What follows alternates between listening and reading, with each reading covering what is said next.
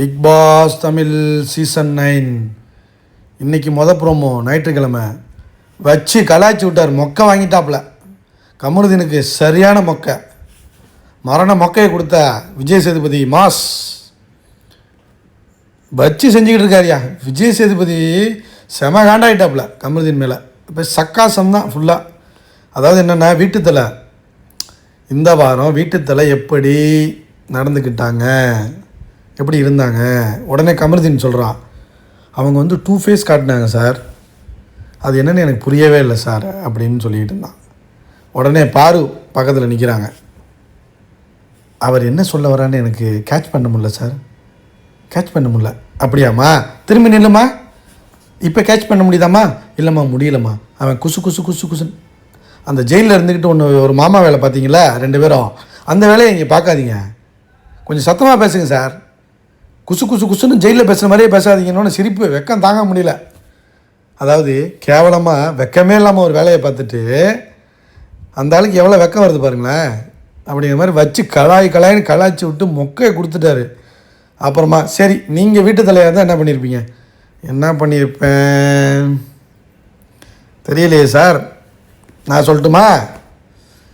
அப்படி ஒரு action பண்ணுவீங்களே sir, அது என்னோடய கேமுக்கா, அதோட கேமுக்கான்னு ஒரு மாதிரி வாக் போவீங்கள, அதை தான் பண்ணியிருப்பீங்க.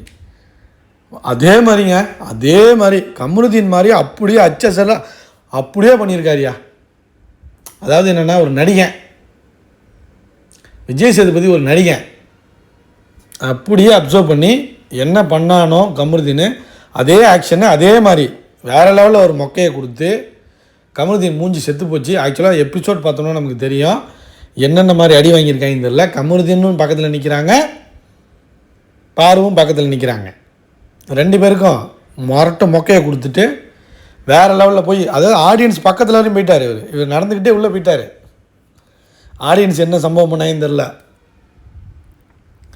ஆள் சிரிப்பு தாங்க முடியல, வெக்கமும் தாங்க முடியல, அசிங்கப்பட்டோம்.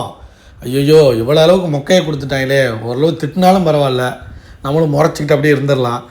ஆனால் கொடுக்குறது பூரா மொக்கையாக கொடுக்குறாரு, இப்போ என்ன தான் செய்கிறது அப்படிங்கிற மாதிரி அப்படியே திருன்னு முழிக்கிறாரு. ஆக்சுவலாக கனி நினச்சிருப்பாங்க, இனிமே சாமி, இனிமேல் எனக்கு வீட்டு தலையும் வேண்டாம், எந்த தலையும் வேண்டாம் சாமி, என்னை வச்சு செஞ்சிருவாங்க போலையே. அதாவது என்னென்னா, இந்த வீட்டில் எப்போதுமே சொல்கிறேன், 9 சீசனாகவுமே சொல்கிறேன், கேப்டனாக இருக்கிறது எவ்வளோ கஷ்டங்கிறது போய் இருந்து பார்த்தா தான் தெரியும். புரியுதா? ரொம்ப கஷ்டமாக, ரொம்ப ரொம்ப கஷ்டம்.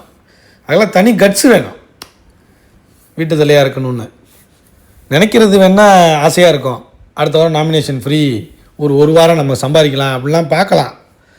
போய் இருந்துட்டு வெளில வரும்போது அந்த சனிக்கிழமையும் ஞாயிற்றுக்கிழமை வச்சு அடிப்பாங்க பாரு, அடி வேற மாதிரியான அடி விழுவும்பா. அது இப்போ விழுவுது, போன வாரம் விழுந்த மாதிரி விழுவல. ஏன்னா ஓரளவு கரெக்டாக தான் பண்ணிச்சு இது கனி. ஆனால் போன வாரம் அடித்த அடியெல்லாம் மரண அடி, துஷாருக்கு மரண பங்கம்.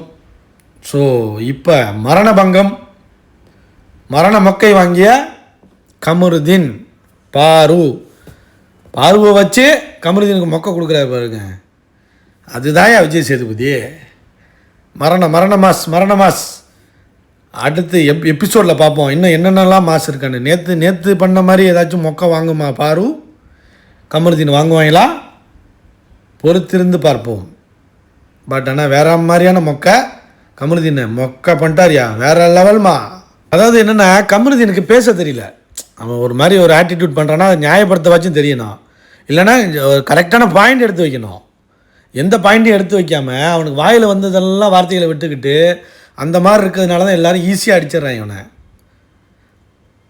அதாவது என்னென்னா, பாலாஜி இருக்கான் பாருங்க, ஆரி பாலாஜி, அவன் கூட கொஞ்சம் ஃபேக்டாக பேசுவான், ஆனால் இவனுக்கு பேச தெரியல, அதான் பிரச்சனை. லைக் பண்ணுங்கள் ஃப்ரெண்ட்ஸ், ஷேர் பண்ணுங்கள், சப்ஸ்கிரைப் பண்ணிட்டு பாருங்கள் ஃப்ரெண்ட்ஸ்.